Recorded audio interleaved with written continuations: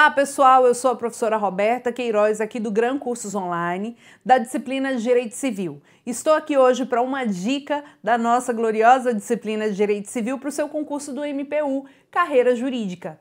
Professora, o que eu tenho que saber? Pessoal, de início, de antemão, saiba que um dos temas do direito civil sempre presente em prova é a parte de pessoa natural. E dentro de pessoa natural, que você sabe que é o ser humano, nós temos dois temas importantes: personalidade jurídica e capacidade. A personalidade jurídica ela tem previsão no artigo 2º do nosso Código Civil. E esse dispositivo diz que a personalidade jurídica tem início a partir do nascimento com vida. Então podemos afirmar que no nosso ordenamento jurídico, considerando a letra da lei, o Código Civil, o artigo 2º, adota-se a teoria natalista. O que é a teoria natalista? É pessoa natural a partir do nascimento com vida, posto que se adquire personalidade jurídica a partir do nascimento com vida. Personalidade jurídica, pessoal, é uma aptidão genérica para contrair direitos e deveres. Por que falamos deveres e não obrigações? Porque obrigações são deveres que possuem cunho, reflexo patrimonial. Então a obrigação, ela está inserida dentro dos deveres, é uma espécie de dever. E aí a gente pode pensar também em deveres de cunho não patrimonial, como por exemplo o dever de fidelidade lá no casamento e alguns deveres anexos inerentes ao direito de família.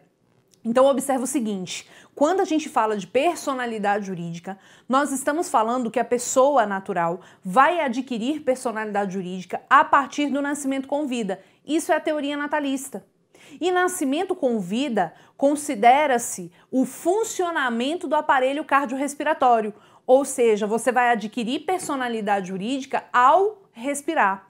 Ao respirar, ainda que por um breve instante. Então, respirou, adquiriu personalidade jurídica, essa aptidão genérica para contrair direitos e deveres na órbita civil. No Brasil, a gente exige somente o funcionamento do aparelho cardiorrespiratório de acordo com as resoluções do Conselho Federal de Medicina. Não se exige, tome nota disso, viabilidade, forma humana, tampouco sobrevida. Basta o funcionamento do aparelho cardiorrespiratório. Quando a gente fala de viabilidade, nós estamos falando que não é preciso que a formação interna dos órgãos seja perfeita a ponto de garantir a vida extrauterina. Forma humana, não se exige forma humana, ou seja, não se exige que a formação física do sujeito seja perfeita. Ou seja, pessoas que possuem deformidades também adquirem personalidade jurídica. E também não exigimos sobrevida. O que é isso? A possibilidade de ficar vivo fora do ventre materno por um determinado lapso temporal. Tipo assim, você deveria ficar vivo por pelo menos 24 horas, 48 horas após o seu nascimento. No Brasil não se exige isso. No Brasil basta sair do ventre materno, se desvincular do ventre materno e respirar. Inclusive, a doutrina aponta o exame da docimasia hidrostática de Galeno, que é o exame queridinho de bancas examinadoras. Esse exame consiste na colocação de fragmentos do pulmão, né, do sujeito que acabou de nascer e acabou morrendo, do pulmão num líquido. Não sei te precisar que líquido é esse. Mas se flutuar, é porque terá havido entrada de ar no pulmão. Evidentemente que existem outros exames, né, mais modernos aí, mas a doutrina menciona esse, a docimasia hidrostática de Galeno. Veja então que saiu do ventre materno, respirou, pura e simplesmente adquiriu personalidade jurídica. Então se eu tenho um sujeitinho que saiu do ventre materno, respirou, o que ele vai ganhar? Ele vai ganhar certidão de nascimento.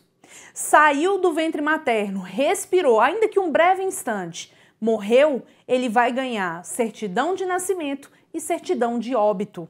Agora, se ele nasce do ventre, se ele se desvincula do ventre materno, né, saiu do ventre materno e não respirou, ele não adquiriu personalidade jurídica. Olha que interessante, ele não adquiriu personalidade jurídica. Ele vai ser considerado natimorto. Natimorto é um nascido morto.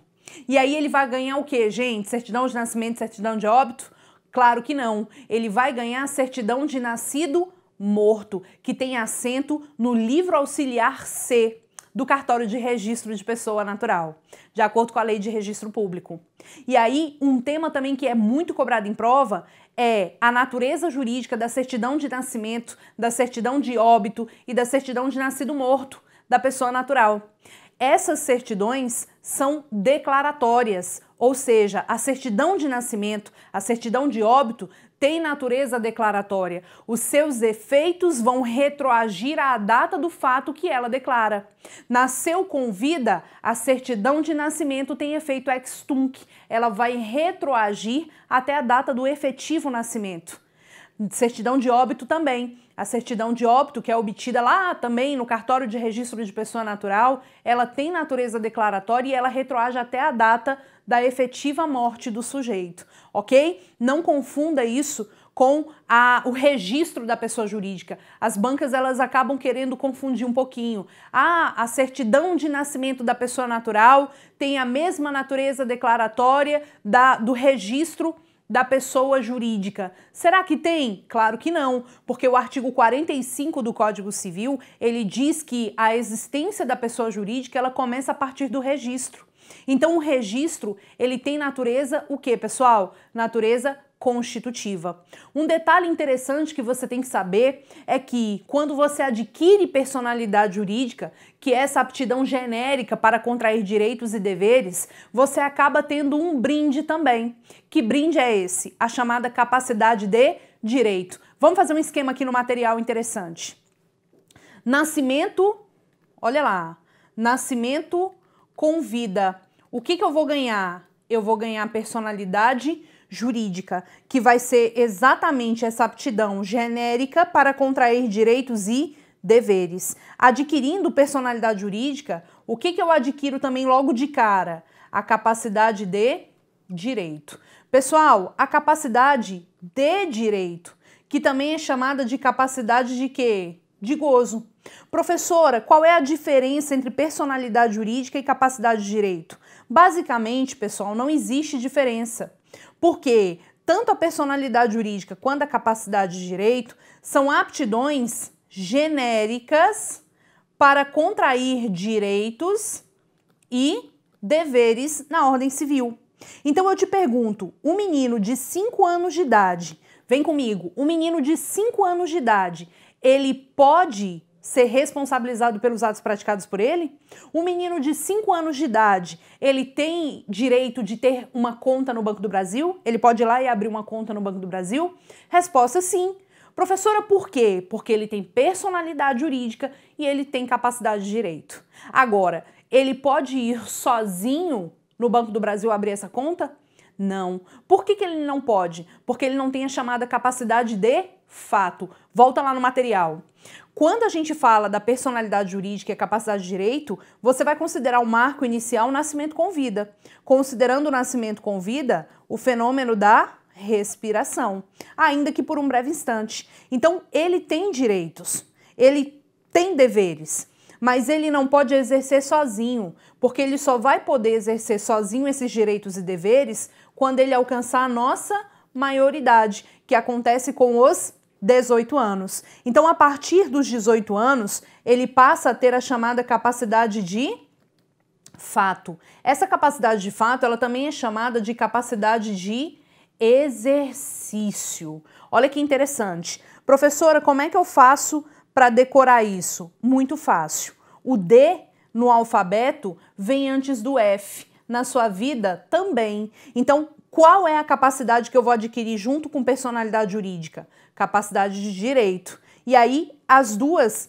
constituem praticamente o mesmo conceito. Aptidão genérica para contrair direitos e deveres. Quando eu completar 18 anos, que é a nossa maioridade civil, eu faço o quê, gente? Eu tenho a possibilidade de exercer a minha capacidade de fato, que é exatamente o exercício desses direitos e deveres, olha lá, sozinho. Tudo bem? E aí eu te digo, quem não tem capacidade de fato? Quem não tem a capacidade de fato? Quem não tem a capacidade de fato é denominado incapaz. Professora, quem são os incapazes no âmbito do direito civil? Quem são essas pessoas que não possuem capacidade de fato? Então, quer saber? Vem para o Gran Cursos Online. Eu te dou a resposta dessa pergunta no nosso próximo encontro, na nossa próxima dica. Um beijo para você, até a próxima!